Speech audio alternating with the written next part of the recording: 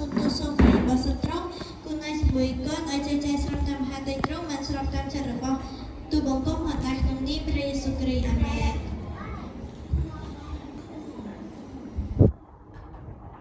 ចំណោជើងប្រធានបទថ្ងៃនេះរបស់នាងខ្ញុំតែកុមារទាំងអស់គ្នាស្រឡាញ់និងគោរពឪពុកម្ដាយដែរឬទេ So the title of my sermon today is Children, do you love and respect your parents? អូពុកមេប្រកាសជាធ្លាប់ឮគេនិយាយថាមេខ្លះកូនមិនឆ្កែទេចំណែកពុកខ្ញុំច្រើនតែចែកពីឆ្កែតិចក៏ចែកពីឆ្កែទៅ I have a son, baby dog. And you know that my dad likes to share dog stories in his sermons.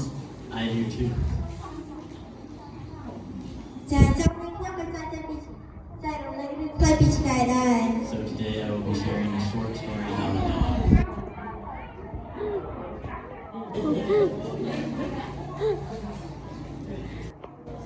រឿងនេះមានចំណងជើងថារឿងភាពជាម្ដាយ So the title of this dog story is Motherhood. មានសត្វឆ្កែមួយក្បាល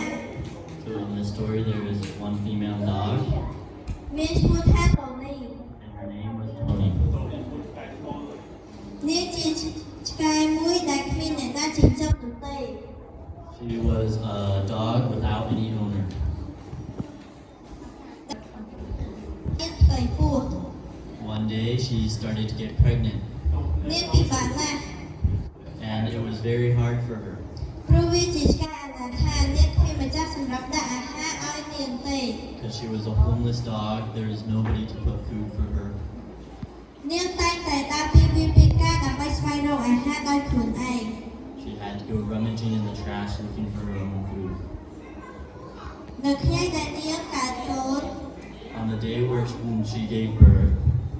នាងមានកូន4 she had 4 puppies. នាងពិតជាស្រឡាញ់កូនរបស់នាងណាស់ She loved her puppies very much. កូនរបស់នាង Her puppies were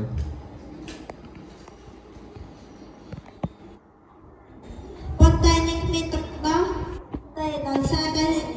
នាងគ្មានអាហារហូបគ្រប់គ្រាន់ her puppies were lacking milk because she had not been able to get enough food. តូនីពិតជាពិបាកខ្លាំងណាស់ So it was very hard for Tony. នាងសម្រេចចិត្តចាកចេញឆ្ងាយពីកូនរបស់នាងដើម្បីស្វែងរកអាហារ So she decided to leave her puppies and go looking for food. ដោយសារតែសេរីរាង្គរបស់នាងបានបង្កើតទឹកកក Because she needed food in order to get milk for the puppies. កូនវាបានយកយ៉ាងខ្លាំង And the puppies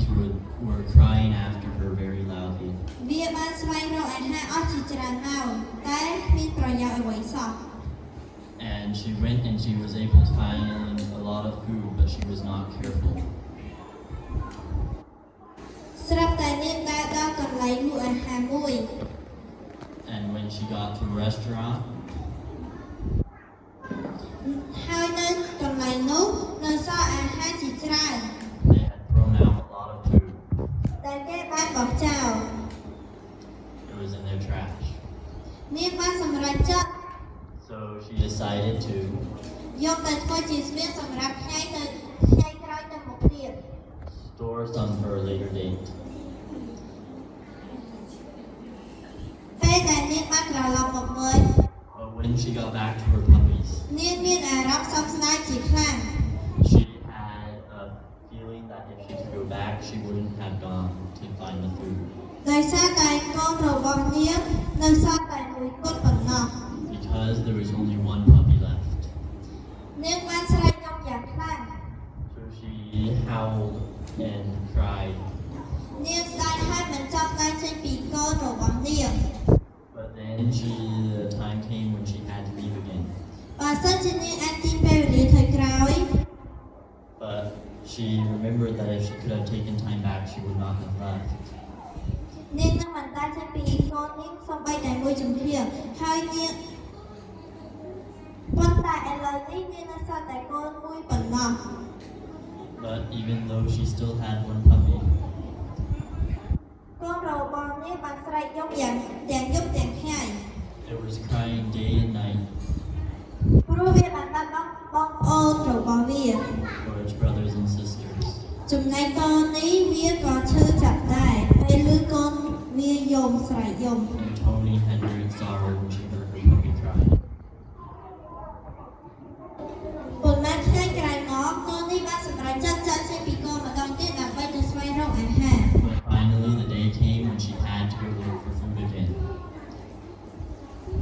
ពី3ម៉ោងក្រោយមកកូននេះបានត្រឡប់មកវិញមានរឿងដដែលបានកើតឡើងមកលើកូននេះម្ដងទៀត 2 or 3 hours later, Tony came back, but again misfortune befell her. នាងបានស្រែកយំយ៉ាងខ្លាំងព្រោះកូនដែលនៅសល់តែមួយមិនដឹងអ្នកណាយកមកលួចបាត់ទៅហើយ Because she cried in anguish because the one puppy she had had left, somebody had come and taken it. នាងស្ដាយណាស់ She wished ព្រោះនាងបានបើនាងអាចទីពេលវេលាទៅក្រោយនោះនាងនឹងមិនដើរចេញពីកូននាងសូម្បីតែមួយជំហាន that she could go back and had not left her puppies by even one step. ទោះបីជាគ្មានទឹកដោះគ្មានអាហារគ្រប់គ្រាន់វាសូមចិត្តស្លាប់ជាមួយគ្នាតែម្ដង Because even though they wouldn't have had milk, they would have. កុមារទាំងអស់គ្នាបានស្ដាប់រឿងរបស់នាងខ្ញុំរួចហើយតើអពុមិនកុមារីទាំងអស់គ្នារៀនពីអ្វីខ្លះកុមារីអពុមិកផ្សេងទៀតមានទេសូមគោរពអញ្ជើញ Said she learned about the love of a mother. Does anybody else have any insights? សូមចូលចំណុចរបស់នាងខ្ញុំតែម្ដងក្នុងសាច់រឿងនេះមាន3ចំណុចធំ So, since nobody else has one, I will come into the lessons that I have brought from the story. Truly, there are 3 big lessons. 1ក្តីស្រឡាញ់របស់ព្រះ The first one is the love of God. អពុមិកបានឃើញបានទ្រង់ស្រឡាញ់ពួកយើងទៅទ្រង់បង្កើតមនុស្សមក All of us know that God has loved us even from before He created us. មនុស្សដំបូងគឺលោកតាអាដាមនិងលោកយាយអេវ៉ា The first 2 people were Adam and Eve. តែលោកយាយអេវ៉ាបានធ្វើបាបដោយការមិនស្ដាប់បង្គាប់ព្រះ But when Grandma Eve disobeyed God's commandment, ប៉ុន្តែទ្រង់នៅតែចង់ពីលើឋានសួគ៌មកលុះបាបរបស់យើងដែលសង្កត់នៅលើឈើឆ្កាង God still loved her even to the point where He came down, sent His only begotten Son to die for us. ចំណុចទី2ក្តីស្រឡាញ់របស់អ្នកម្ដាយ The second lesson we can learn from this story is the love of our parents. ម្ដាយឪពុកតែងតែលះបង់គ្រប់សពបែបយ៉ាងទាំងអស់ដើម្បីកូន Fathers and mothers give everything that they have for the well-being of their children.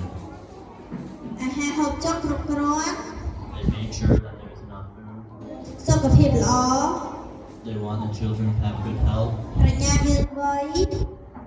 wisdom, និងខ្លាចជាក្មេងល្អ and to be good children. 3 The third lesson តួនាទីជាកូន is for us children. កូនត្រូវគោរព We need to submit ឪពុកម្ដាយ to our parents ស្រឡាញ់ and understand their love ដល់កម្លាំងរបស់ឪពុកម្ដាយ and love them back and to understand the true value that they bring to us in our lives. ចាអរគុណជាបន្តនេះយើងនឹងឈានចូលកលេចទៅមើលខគម្ពីរវិញម្ដង Yes, thank you. So right now we will go into some Bible verses. សូមកុមារីត្រៀមគម្ពីរឲ្យរួចរាល់ដើម្បីត្រៀមអាននៅខគម្ពីររបស់នាងខ្ញុំផងដែរ Please ready your Bibles to be able to read the verses with us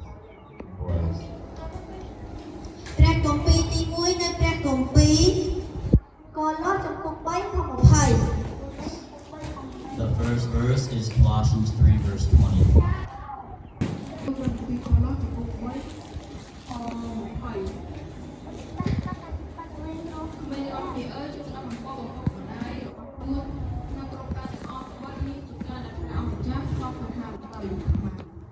ចាអរគុណបងចាដែល ជួយអាន Yes, thank you for reading. បទគម្ពីរនេះបង្រៀនថាការគោរព This verse teaches us និងស្ដាប់បង្គាប់ to submit and listen to our parents,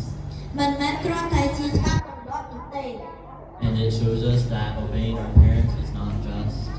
ប៉ុន្តែវាជាបទបញ្ជារបស់ព្រះ a rule of this world, it is also a command of God. ដែលនាំមកនៅពរ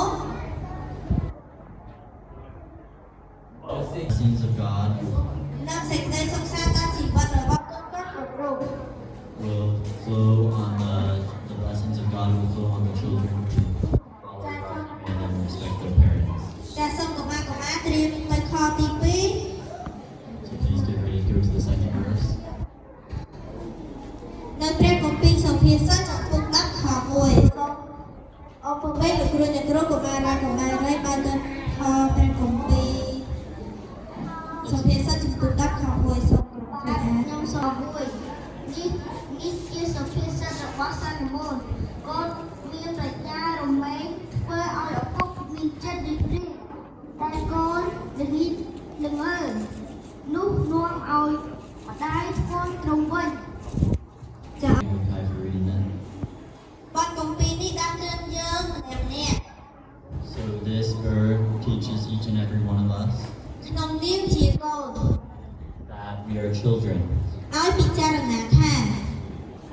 and that we should តើជីវិតរបស់យើងពុកនាំស្នាមញញឹមឬទឹកភ្នែកដល់ឪពុកម្ដាយ we should be aware of whether our lives bring tears of sadness or smiles of joy to our parents. ចាអរគុណ Yes, thank ជា you. បន្តទៅទៀតយើងនឹងចូលដល់ឈានចូលដល់ខទី3នៅព្រះគម្ពីរសុភាសិតចំពុក23ខ22 So next we will go into our third verse, which is Proverbs 23 verse 22. សូមគោរពអញ្ជើញកុមារាកុមារីអានជួយ 8ខ7គួរស្ដាប់តាមឪពុកដែលបង្កើតឯងមកហើយកុំឲ្យមើលងាយម្ដាយក្នុងការដែលគាត់ចាស់ឡើយ So this verse tells us ថាតម្លៃរបស់ឪពុកម្ដាយ that when we obey our parents, មិនថយចុះទៅតាមអាយុកាលនោះទេ we will have long life. As we grow old, we still honor them for their value, even if they cannot do what they did before. We still know that they love us, and God will give us long life. គឺបញ្ញាពិតប្រាកដនឹងជាអ្នកមានព្រះពរ This is a sign of somebody with intelligence. People like this will receive God's blessings. ចាយើងនឹងចូលដល់ខទី4 So now we will go to the fourth verse. ព្រះគម្ពីរសុភាសិតចំពុក15ខ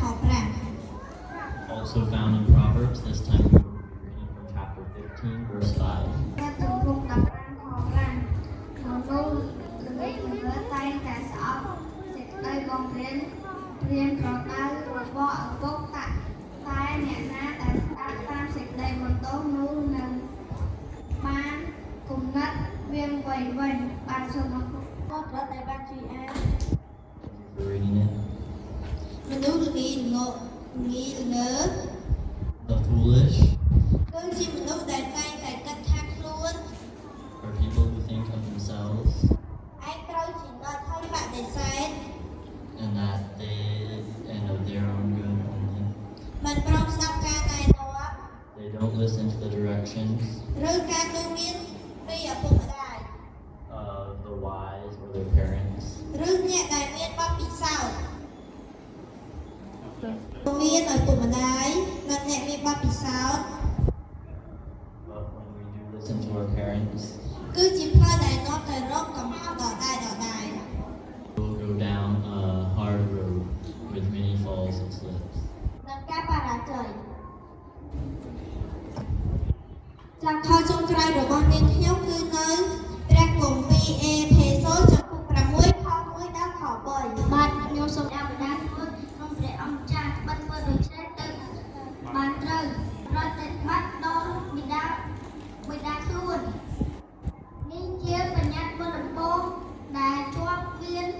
ទាំងសេចក្តីសន្យាផងដើម្បីឲ្យឯងរងគ្នាបានសេចក្តីសុខហើយរស់នៅផែនដីជាយូរអង្វែងទៅ Thank you for reading listen មិនមែនគ្រាន់តែជាការបន្តិចទេ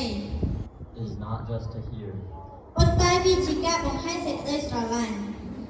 It is not a work that we do because we have to do it. It is